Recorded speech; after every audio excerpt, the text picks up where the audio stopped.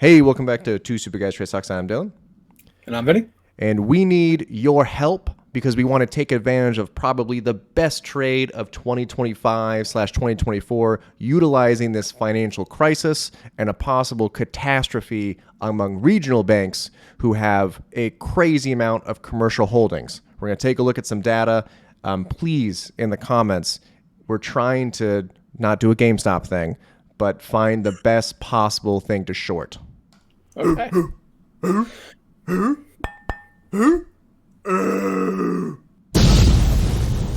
Stupid Guys Trade Stocks. All right. So, hear me out just real quick. Okay. This is old. This is from March of 2023. This is not relevant right now. It's just going to prove a point. You remember this, right? Yeah, I do remember this. Okay. The old, So, Burry he Pack W circled. tweet. Oh, was that? The old Burry Pack W tweet. I remember Yes. Yes. So he circled Silicon Valley, Signature Bank on how crazy their leverage was when you look at the x-axis of unrealized losses, that kind of stuff. What ended up happening, this bank closed, this bank closed, this bank closed, and PAC-W didn't close. They merged.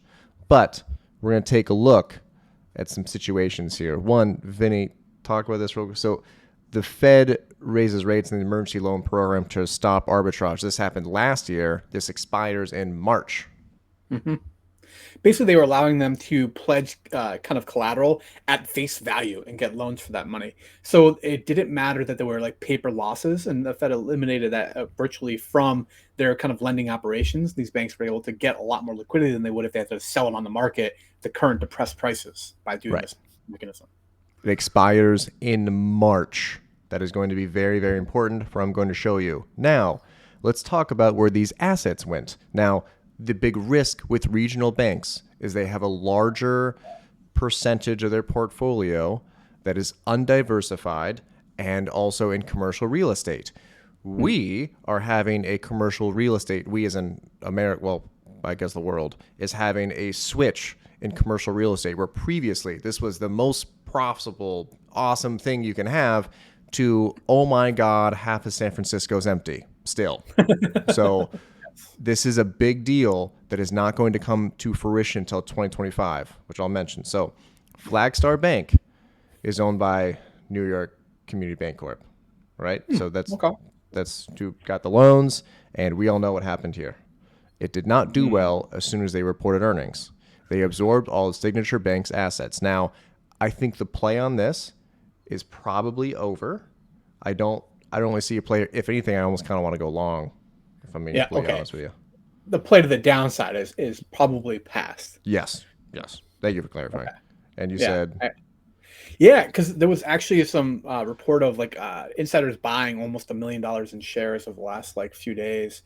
So this is definitely a news-driven thing, and I didn't go through the corporate tree to try to see like what exactly positions these folks hold that were buying shares. But in general, this is a time where you have to rely on insiders a little bit in terms of whether or not they're having discussions about being liquidated by the Federal Reserve, right? Because like if you were being liquidated by the Federal Reserve, there's no way in hell you'd go out and buy shares.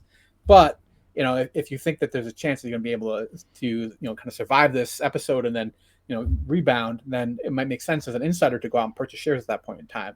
So that's a super positive thing that came on the news this week. You can do a little bit more due diligence on that, but that's the headline. Got it. So let's look at Silicon Valley Bank, right? Silicon Valley Bank went to First Citizens Bank and Trust Company. This is their stock. They are at all-time highs right now. They have not reported earnings yet. Their earnings date is after March. Huh.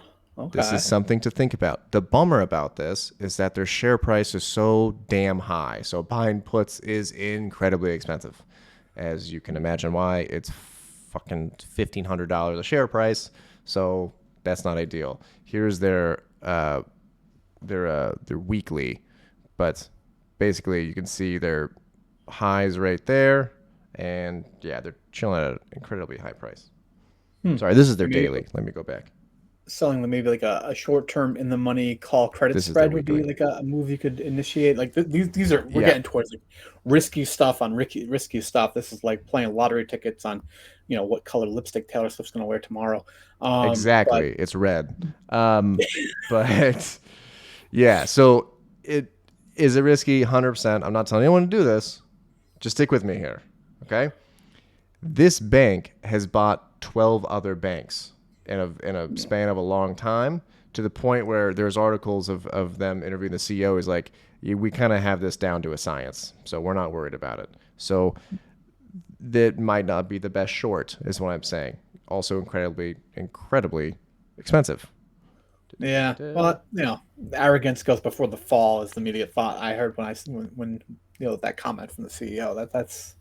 That could not have been a better thing for you to say. Do you know why Heartland Tri-State Bank went under, which no one No. heard about? All right. So it turns out their CEO is charged with embezzling $47 million in crypto and lost all of the bank's funds. So Amazing. yeah, that one's out. That doesn't count for us. It's already dead. Yeah. And then we're not going to read this. That's a lot of words. But essentially, PACW I put on here because it no longer exists. It merged with Bank of California. They are doing some very healthy things, and the fact that they are offloading mortgage securities almost at $2 billion in assets just to acquire cash. So I would kind of throw them out, to be honest. Okay. Do you remember Wall? Yeah, I do remember Wall. I don't remember much about him, but I remember seeing this ticker symbol before. This was the other one that people were very nervous about for a bank run due to this incredible drop from $75 down to $6. Perfect. All right? 90%. Yeah. They are at about back to where they were, and they're reporting earnings soon. Also, after the March deadline. Throwing that out there. I'm not saying this is a great idea yet. We need to do more due diligence. And honestly, I would like to find more banks that have more exposure to this. So 19.6% of office space in major U.S. cities wasn't leased as of the fourth quarter. Okay? That is the highest it's been since 1979, which is as far back as the data goes. So it could be highest ever. We just don't know, right? Yeah. In addition, 1.5 trillion of commercial real estate debt is due before the end of 2025. Okay? I'm going to say that again. 1.5 trillion. That is a lot. Okay? Mostly held not by your Bank of America, not by your JPM. They do hold some. But when you look at the percentage of holdings, it's regional banks. Regional banks may not exist in 20 years. I don't know. But I mean, Wow. That's a bold claim. it depends on the portfolio, but this is going to be a problem. This is me picking on San Francisco. But Okay. 35.9% currently empty in the fourth quarter. Perfect. 40%. Okay. Salesforce, which is like half that city now, 1.4 million square feet of rentable space, meaning the vacant space in the market is equal to more than 22 Salesforce towers. That's amazing. And you're not going to see a reversal in this trend anytime soon, I don't think either, right? This is going to Nope. be going forward for probably decades. That you're going to see less and less commercial real estate being required. Actually, there was petitions to just remove the commercial real estate and make it housing.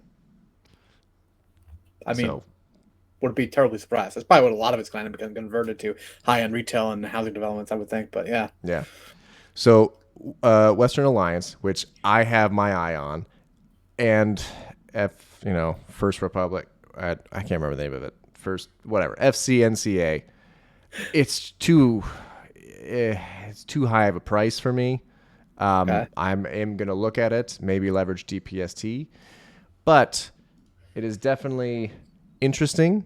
DPST is coming down, which you cannot rely on averages here. DPST is at 3x leverage regional bank ETF.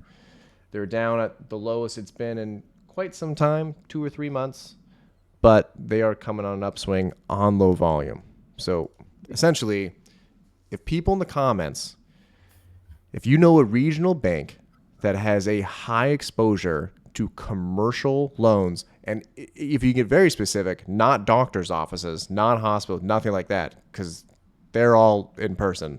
That's not how that works. They're doing fine. Commercial office space. Yeah. Yeah, commercial office space. Dude, This could be huge. It could be one of the best trades of 2025 easy, but the prep work would have to be done now. Yeah. It may be a while to actually see the cracks in some of these lenders, but I think, is a huge opportunity that should be taken advantage of.